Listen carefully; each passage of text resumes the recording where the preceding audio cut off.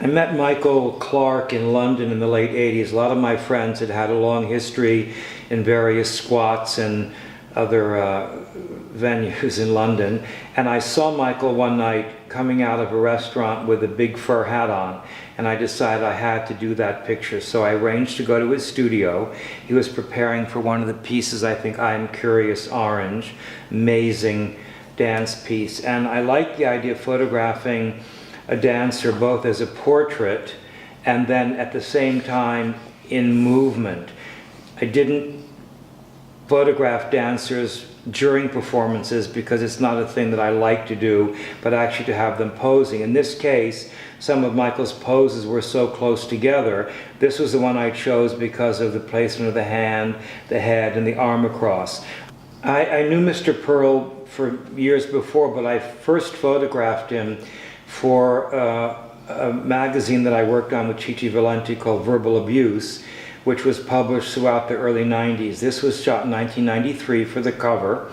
And the great thing about working with someone like Mr. Pearl or Gilbert and George, they're very specific about every movement, and you don't have to ask 6 times. As you can see from this contact sheet, the only movement is just at one point his little finger comes up in the corner of the walking stick.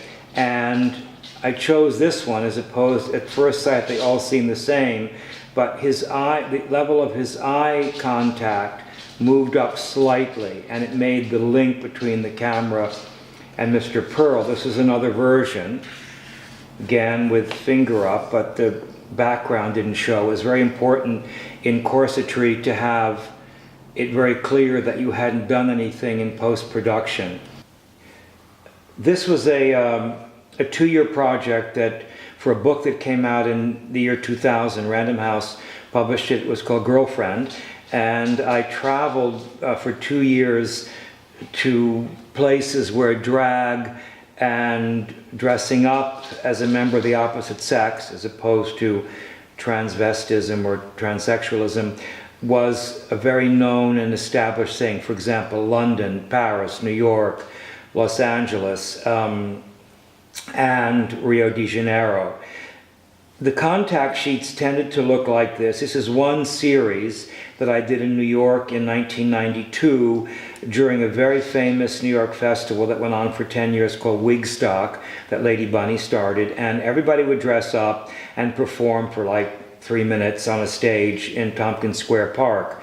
I decided, a la Irving Penn and August Sander, to bring a very large gray hand-painted canvas down to Tompkins Square Park, set it up, and with a friend of mine who used to call herself Trash, Trey Temporelli, we would take people off the stage, off the line while they were waiting, and bring them onto this set, which was this large gray canvas. It's the trick with photographing somebody in drag is that they're looking at you through a persona that they've created.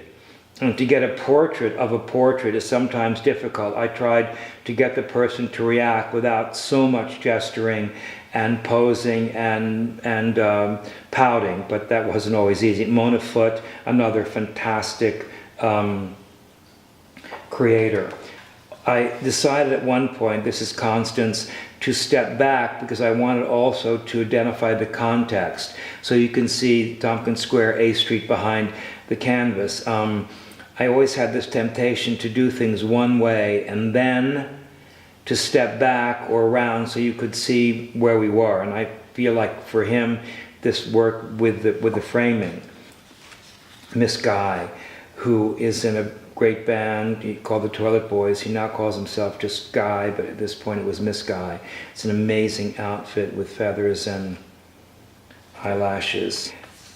The famous, incredibly famous Joey Arias here as Billie Holiday. Again, a performer. He channeled Billie Holiday all over the world, including in Carnegie Hall, in the same recital hall that Billie Holiday herself had sung about 30 years before. I love these pictures also. Kabuki Starshine. also, again, made all the clothes himself and gesturing on the stage. In this case, it was better to have the full effect than worry about trying to get a real-life portrait. Sometimes you just can't get through to that. The famous narrator of Paris's Burning, Doriane Corey, who died not long after this shoot. You notice the pouting in one and the chin up in the other. She made all the dresses herself, and after she died, it's a long story which I won't get into, they found a dead body in her closet, but also all these clothes, which were then distributed among all her drag sisters. I worked for 10 years with Matthew Barney. I did all the stills for Drawing Restraint 7, which was with satyrs in the interior of an automobile, and then I worked on 4 of the 5 cremasters, starting in 1990 and going to almost 2000. It was a 10-year project. This series, and we used to shoot everything on film, going from 4x5 to 8x10, which I'll show in a second. This is Cremaster 5, which in a way was the one that I was most entranced by. It was shot in Budapest, and these were models that Matthew had dressed. Everything that Matthew did, the costumes, the sets, was pre-planned. We're shooting here in the Opera House at Budapest, and we shot after the opera was finished. They would clear away La Boheme, and we'd go in with Cremaster 5. I shot everything in black and white and color. Some of the black and white Polaroids have faded. This is Ursula Andress, who's fully dressed in a amazing costume which she couldn't move in, but here she is lying down. At one point she was called the Queen of Chain. She's wearing glass ovaries on her head as a crown.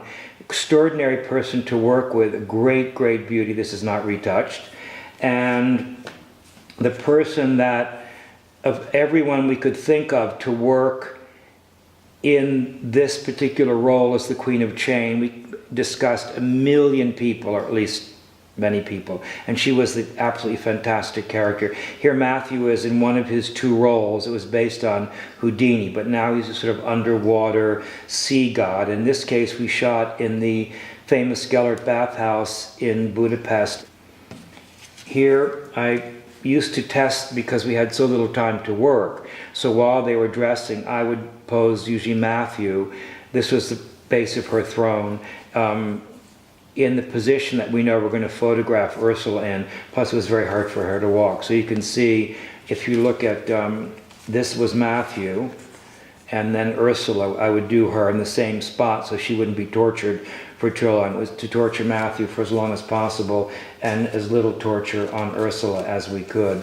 I'm wearing white gloves because these are actually 8x10 Polaroids. This is Cremaster 1, which we shot in Boise, Idaho, during August, and we shot at night. Everything that I did with Matthew, we tended to shoot at night because, for example, in this case, the football stadium is in use during the day by the Boise, Idaho football team. And an 8x10 Polaroid is an amazing thing. On the one hand, it takes forever to get it right because the time that you set it up and shoot it, the person can't move or blink. But then when you set the film, anything could have moved. So you've got to be very careful, plus we're shooting at night.